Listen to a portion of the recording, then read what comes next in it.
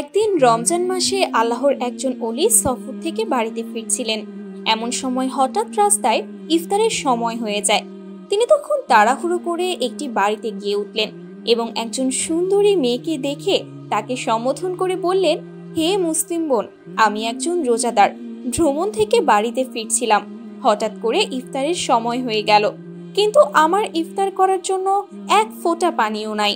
দয়া করে আমাকে একটু পানি দিন, যাতে রোজাটা ভাঙতে পারি। এটা শুনে মেয়েটি বলল, আপনি ঘরের ভেতরে আসুন, আমি ব্যবস্থা করে দিচ্ছি। অতঃপর মেয়েটি বিভিন্ন আইটেমের খাবার এনে পেশ করলো। তখন আল্লাহর ওলি মহান রবের শুকরিয়া আদায় করে ইফতার করতে শুরু করলেন। কিন্তু তিনি জানতেন না যে এই মেয়েটি শহরের প্রসিদ্ধ একজন।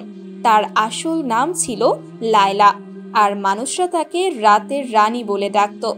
অতঃপর পরের দিন যখন আল্লাহর ওলি ঘুমাচ্ছিলেন, তখন তিনি স্বপ্ন দেখলেন সাদা পোশাক পরিহিত একজন ব্যক্তি এসে বলছেন, হে আল্লাহর বান্দা, তুমি একজন খাঁটি মুমিন হয়ে কিভাবে একজন বেশ্যার বাড়িতে গিয়ে ইফতার করলে?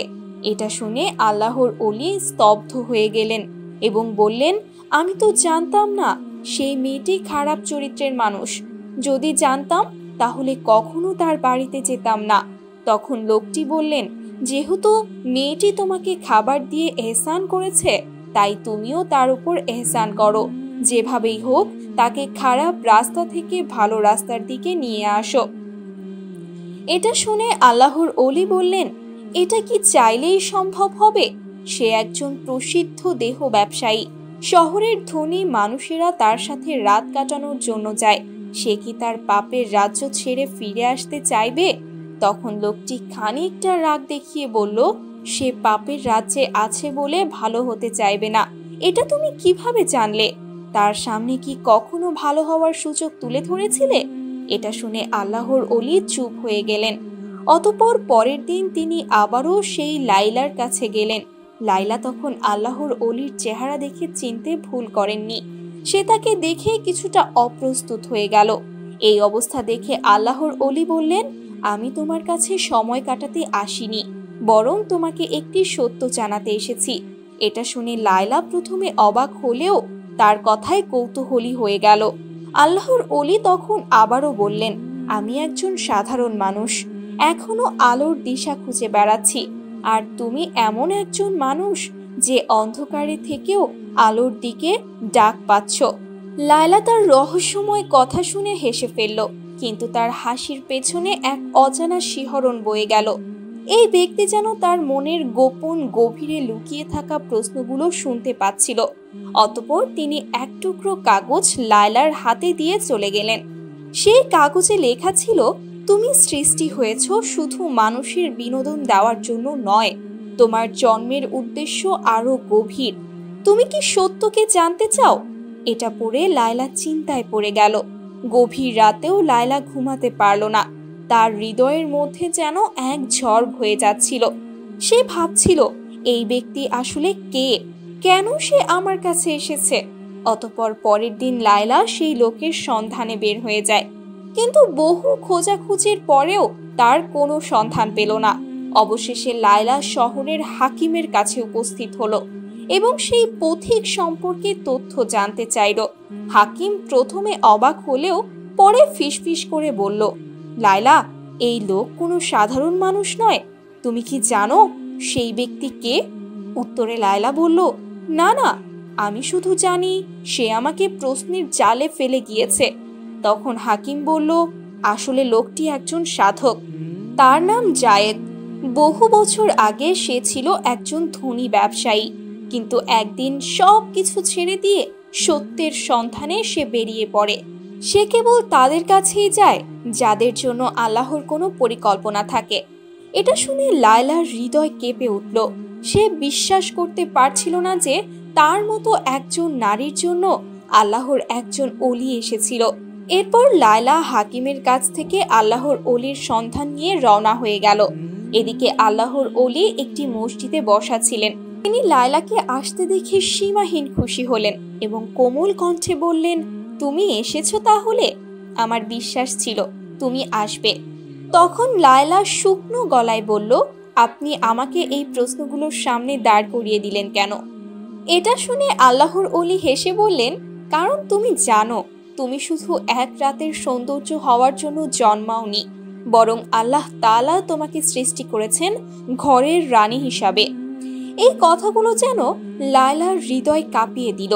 তখন আল্লাহর ওলি আবারও বললেন, আচ্ছা লায়লা, তুমি এই ঘৃণ্য কাজে কিভাবে জড়িয়ে গেলে? একবারও কি নিজের আত্মসম্মানের কথা চিন্তা করলে না? এটা শুনে লায়লার ভেতরটা কান্নায় ফেটে যাচ্ছিল। সে কেঁদে কেঁদে বলল, কোনো মেয়ে স্বেচ্ছায় নিজের সম্মান বিলিয়ে দেয় না, পরিস্থিতি তাকে বাধ্য করে এই কাজে নিয়ে এসেছে। আমি ছোটবেলায় দুর্ভাগ্যবশত আমার মা বাবাকে হারিয়ে ফেলি। তারপর একজন ব্যবসায়ী আমাকে দত্তক নেয়, কিন্তু কিছুদিন পর সে আমার সাথে বিশ্বাসঘাতকতা করে এবং একটি পতিতালয়ে চড়া দামে বিক্রি করে দেয়। তারপর থেকে আমি একজন পতিতা। লায়লার কথা শেষ না হতেই হঠাৎ তাদের কাছে ছুটে এলো দুইজন অস্ত্রধারী লোক। তারা এসেই বলল, লায়লা তার পুরনো জীবনেই থাকবে, এই রাতের রানী কখনো আলোর পথ ধরতে পারে না। এটা বলেই একজন অস্ত্র নিয়ে আল্লাহর ওলির কাছে এগিয়ে গেল। এই দৃশ্য দেখে লায়লার হৃদয় দপ দপ করতে লাগলো।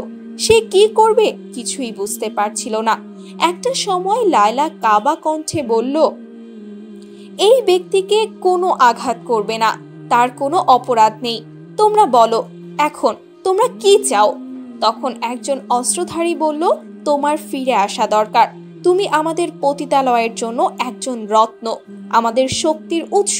তুমি যদি চলে যাও, আমাদের অস্তিত্ব বিপন্ন হবে। এই কথা শুনে লায়লা খুবই কষ্ট পেল। নিজেকে একটা পরাধীন ব্যবসার পণ্য হিসেবে মনে হচ্ছিল। তখন আল্লাহর ওলি নরম কণ্ঠে বললেন, লায়লা, মানুষের সত্যিকারের মূল্য তার অন্তরে লুকানো থাকে। তুমি যদি মুক্তি চাও, তবে এখনই সিদ্ধান্ত নিতে হবে। তখন লায়লা গভীরভাবে শ্বাস নিল এবং শান্ত গলায় বলল, আমি আর সেই জীবনে ফিরতে চাই না। এই কথা শুনতেই একজন লায়লার দিকে ঝাঁপিয়ে পড়ল, কিন্তু তার আগেই আল্লাহর ওলির সামনে এসে দাঁড়িয়ে গেলেন। তখন অস্ত্রধারী একটা সজোরে ধাক্কা দিয়ে আল্লাহর ওলিকে মাটিতে ফেলে দেয়। এটা দেখে লায়লা চিৎকার করে উঠল এবং সাহস নিয়ে একটা পাথর দিয়ে আঘাত করলো লোকটির মাথায় এবং চোখের পলকে এসে আল্লাহর ওলিকে নিয়ে দৌড় দিল। তারা সর্বোচ্চ শক্তি দিয়ে দৌড়াচ্ছিল আর পেছন থেকে শোনা যাচ্ছিল ধাওয়া করার আওয়াজ। কিন্তু লায়লার মনে এখন শুধু একটাই কথা, আমি মুক্তি চাই, আমি সত্য চাই। এক পর্যায়ে তারা একটি পুরনো বাড়িতে আশ্রয় নিল। আল্লাহর ওলি জায়েদের কপাল থেকে রক্ত ঝরছিল, কিন্তু তার চোখে ছিল প্রশান্তি। তিনি ক্লান্ত গলায় বললেন, লায়লা, তুমি তোমার প্রথম যুদ্ধ জিতে গেছ। তখন লায়লা হাঁপাতে হাঁপাতে বলল, কিন্তু আমার পথ তো এখনো শুরুই হয়নি। না জানি আরো কি কি পরীক্ষা রয়েছে আমার জন্য। তখন জায়েদ মৃদু হেসে বললেন, এটাই তো আসল কথা, পথিকের যাত্রা কখনো এত সহজ হয় না।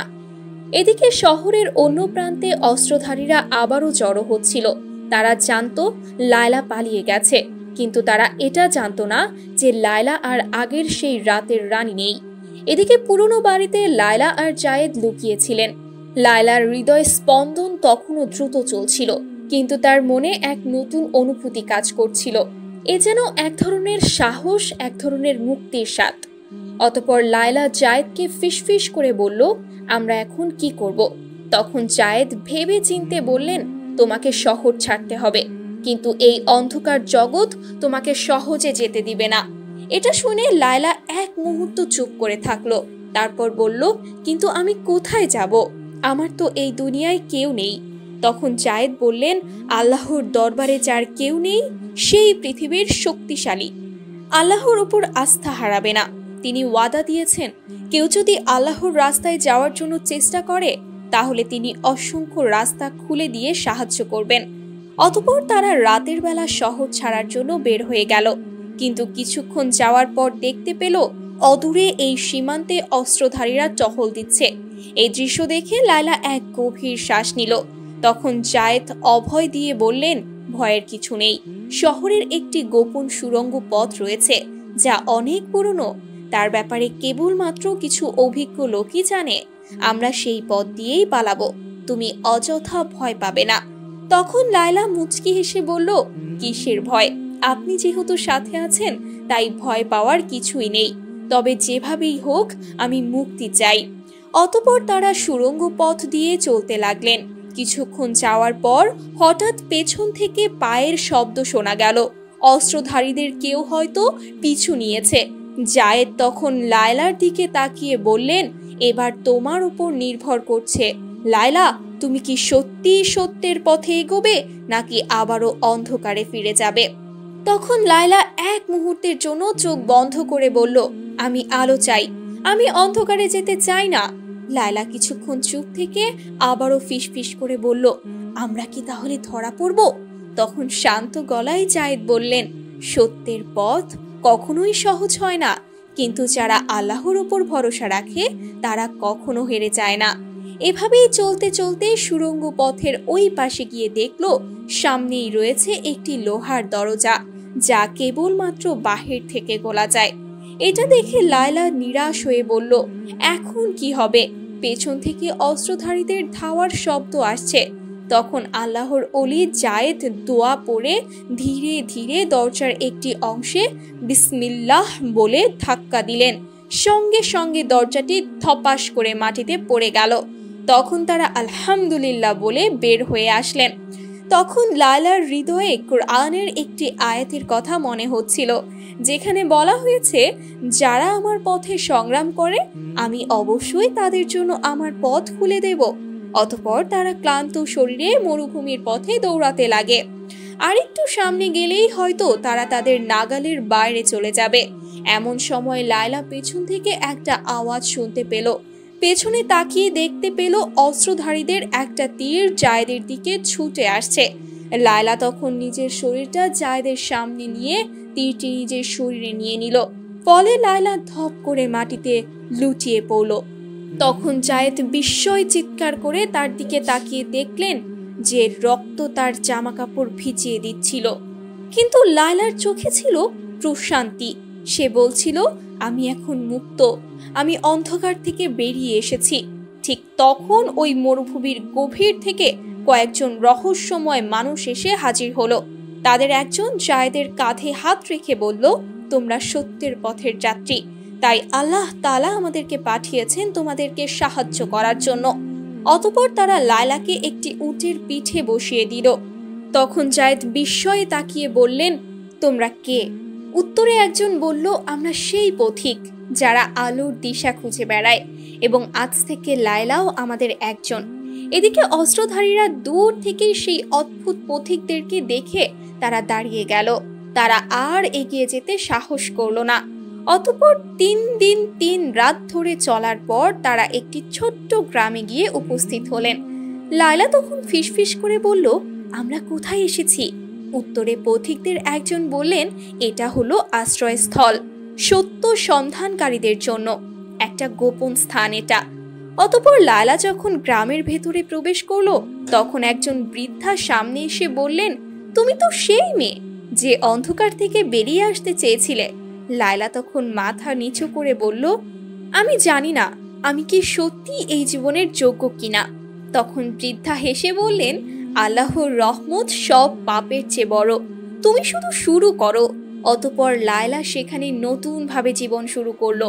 আল্লাহর ঐশী বাণী মানুষের কাছ থেকে শিক্ষা আরম্ভ করলো। অতঃপর একদিন জায়েদ তার কাছে গিয়ে বললেন, এখন থেকে সুমিত শুধু লায়লা নও, তুমি একজন আল্লাহর নতুন দাসী। এটা শুনে লায়লা একটা শ্বাস ফেলল, কোনো কিছুই বলল না। তখন জায়েদ তাকে বললেন, লায়লা, তুমি এখনো কি ভাবছো? তখন লায়লা উত্তর দিল, আমি ভাবছি সত্যিকারের মুক্তি আসলে কি। তখন জায়েদ হেসে বললেন, মুক্তি তখনই আসে যখন তুমি তোমার রবকে নিজের থেকে বেশি ভালোবাসতে শিখবে। এটা শুনে লায়লার চোখ ভিজে গেল এবং বলল, তাহলে কি আমি সত্যিই নতুন করে শুরু করতে পারবো? উত্তরে জায়েদ বললেন, নিশ্চয়ই, কারণ আল্লাহ তাআলা যার অন্তরকে খুলে দেন তার কেউ বন্ধ করতে পারে না। লায়লা, আমরা দীর্ঘ সময় একে অপরের পাশে থেকেছি। তোমার সাথে এই যাত্রা শুরু করা আমার জীবনের অন্যতম শ্রেষ্ঠ সম্মান। কিন্তু এখন আমি তোমাকে একটি প্রশ্ন করতে চাই। লায়লা তখন হেসে বলল, ঠিক আছে, বলুন। কি বলতে চান? তখন জায়েদ বললেন, তুমি কি আমার সাথে আল্লাহর পথে এই জীবনের বাকি সময়টা কাটাতে চাও? এই কথা শুনে লায়লার চোখে পানি টলমল করতে লাগলো। তার হৃদয়ে এক অদ্ভুত শান্তি অনুভূত হচ্ছিল এবং সে বলল, আমি অবশ্যই চাই। আমি চাই আল্লাহর পথে আমাদের এই পথ চলা অব্যাহত থাকুক এবং আপনি আমার জীবনের অংশ হয়ে যান। তখন জায়েদ মিষ্টি হেসে বললেন, তাহলে আমি তোমাকে আমার জীবন সঙ্গী হিসেবে গ্রহণ করতে চাই। তুমি কি আমার স্ত্রী হতে চাও? এটা শুনে লায়লা আবেগাপ্লুত হয়ে পড়ল। কিছুই সে উত্তর দিতে পারছিল না, কিন্তু জায়েদ তার মনের অভিব্যক্তি ঠিকই বুঝে নিলেন। অতঃপর গ্রামের সবচেয়ে মুরব্বীদের উপস্থিতিতে তাদের বিয়ের আয়োজন করা হলো। লায়লা এবং জায়েদ একে অপরকে সসম্মানে বিয়ে করে নিলেন। ফলে আল্লাহর নামে শুরু হলো তাদের নতুন জীবন। প্রিয় বন্ধুগণ, ভিডিওটি ভালো লাগলে একটা লাইক দিবেন এবং কমেন্ট বক্সে অবশ্যই আপনার মূল্যবান মতামত জানাবেন।